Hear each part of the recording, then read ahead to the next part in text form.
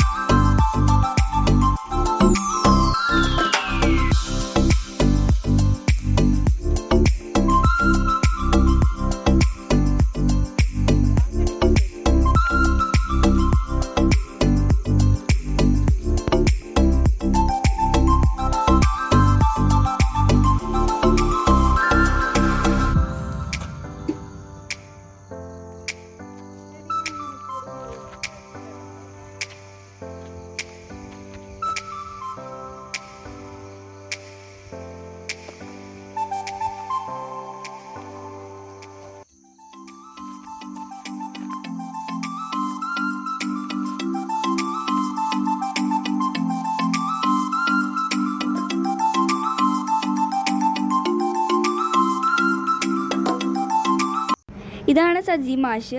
ഇപ്പോൾ ഇവിടെ പുതിയ ചെടികൾ വെച്ച് പിടിപ്പിക്കുന്നുണ്ട്. കൂടുതൽ വിവരങ്ങൾ നമുക്ക് മാഷിനോട് നേരിട്ട് ചോദിക്കാം. നമ്മുടെ നാട്ടിൽ തന്നെ പല ചെടികളും നമുക്ക് അറിയില്ല, നമ്മുടെ മക്കൾക്ക് അറിയില്ല. അപ്പോൾ ഇതെല്ലാം ഒന്ന് പരിചയപ്പെടുത്തുക, ചെടികളെ പരിചയപ്പെടുത്തുക, പിന്നെ അതിൻ്റെ ഉപയോഗം പറ്റുകയാണെന്നുണ്ടെങ്കിൽ ഉപയോഗം പരിചയപ്പെടുത്താമെന്ന് ഉദ്ദേശം. സംരംഭം ഒരു ഗ്രൂപ്പായിട്ട് ചെയ്യുന്നൊരു പരിപാടിയാണ്. തയ്യ വെക്കട്ടെ, രണ്ടേ വേണ്ടു. അത് തന്നെ വയ്ക്കും. നമുക്ക് ടേസ്റ്റ് മണ്ണൊന്ന് തട്ടിയിടാം. മതി, ബാക്കി ഞാൻ ചെയ്യാം. എന്നിട്ട് ഇച്ചിരി വെള്ളം ഒഴിച്ചാൽ പറ വെള്ളം ചേർത്തരാം. വെള്ളം തരാം കേട്ടോ.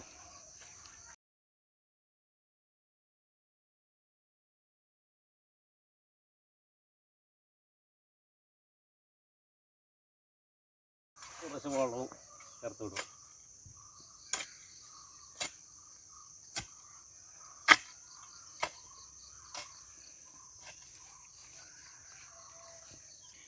ഞാൻ ആദ്യമായിട്ട് നട്ടുപിടിപ്പിക്കുന്ന ഒരു ചെടിയാണ്. ഇതൊരു കാപ്പി ചെടിയാണ്. അപ്പോൾ എനിക്ക് ഇതിൽ കൂടെ പോകുമ്പോൾ എനിക്ക് പറയാം ഞാൻ നട്ട ചെടിയാണ്. അപ്പോൾ പരമാവധി എല്ലാവരും വീട്ടിലോ റോഡ് സൈഡിലൊക്കെ ചെടികൾ നട്ടുപിടിപ്പിക്കാൻ ശ്രമിക്കുക. അപ്പോൾ ഞാൻ ചെയ്യുന്ന കണ്ടിട്ട് ഒരാൾക്കെങ്കിലും ചെയ്യാൻ തോന്നാണെന്ന് വെച്ചാൽ അതൊരു വലിയ കാര്യം തന്നെയാണ്. പരമാവധി എല്ലാവരും നട്ടുപിടിപ്പിക്കാൻ ശ്രമിക്കുക.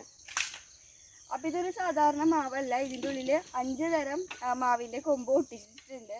അതുപോലെ തന്നെ ഇവിടെയുള്ള ഓരോ മാവിലും 1-2 തരം കൊമ്പളം ഒട്ടിച്ചിട്ടുണ്ട്.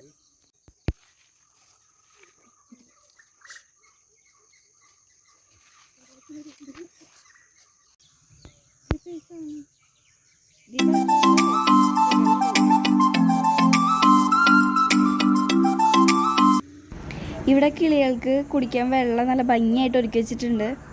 അപ്പോൾ എൻ്റെ ഉദ്ദേശം വെച്ചാൽ ഇത്രേ ഉള്ളൂ. എല്ലാവർക്കും പാടം കാണിച്ചു തരാം, പുതിയ പുതിയ ചെടികളുടെ പേര് മനസ്സിലാക്കി തരാം, ഇതൊക്കെയായിരുന്നു.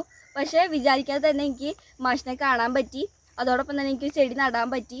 അപ്പോൾ എനിക്ക് ഒരുപാട് സന്തോഷമുണ്ട്, എൻ്റെ ഒരു വലിയ ഭാഗ്യം തന്നെയാണ്. അപ്പോൾ എല്ലാവർക്കും വീഡിയോ ഇഷ്ടപ്പെട്ടെന്ന് വിചാരിക്കുന്നു. വീഡിയോ ഇഷ്ടപ്പെടുകയാണെങ്കിൽ ലൈക്ക് ചെയ്യുക, ഷെയർ ചെയ്യുക, സബ്സ്ക്രൈബ് ചെയ്യുക. അപ്പോൾ മറ്റൊരു വീഡിയോ പിന്നെ കാണാം.